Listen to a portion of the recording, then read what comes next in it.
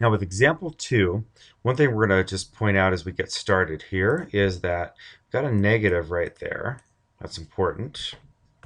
And what that's going to do actually is that's going to make this parabola open downward. So a couple things you might want to point out here or note is that when there's a negative in front of the x squared, that means it's negative 1 x squared. If you have to squeeze the 1 in there, you might want to do that now. And what that means is a is worth negative 1. B right here is worth positive 2. And the C is negative 1. We'll need those. We're going to find the x coordinate of the vertex. So remember that's negative or opposite of b over 2a. So it's opposite of b is 2. And then 2 times a, 2 times negative 1 is negative 2. Okay, so in your head do 2 over negative 2. 2 divided by negative 2, that's negative 1. But we have to do the opposite of that. So that's positive 1. Now we can use that right here. We're going to use x as kind of our middle point. X being 1 is our middle point right here. And then we're going to do 3 points to the left and 3 points to the right of 1. Go back up here, and let's use this equation right there. Here's how we're going to write this. Let's do a couple together. We know that it's going to be the opposite of 1 squared. The opposite of 1 squared is, well, 1 squared is 1, so it's the opposite of 1, plus 2 times 1, which is 2, minus 1. If you put that together, that comes to 0. Okay, next. Let's do, I guess, the number 2 together. So here we go. Doing the number 2.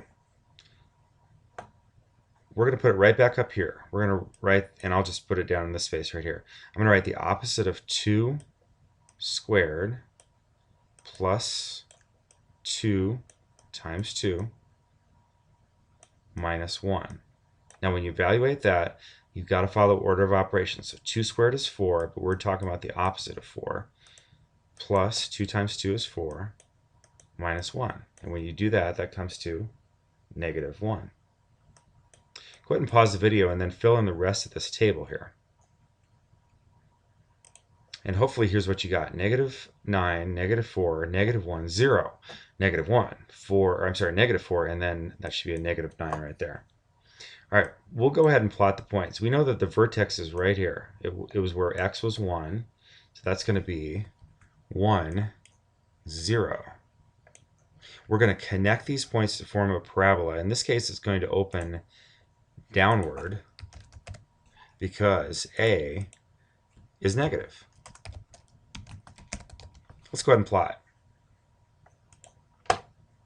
Here's our points. We know that we have 1, 0. So 1, 0 is about right there.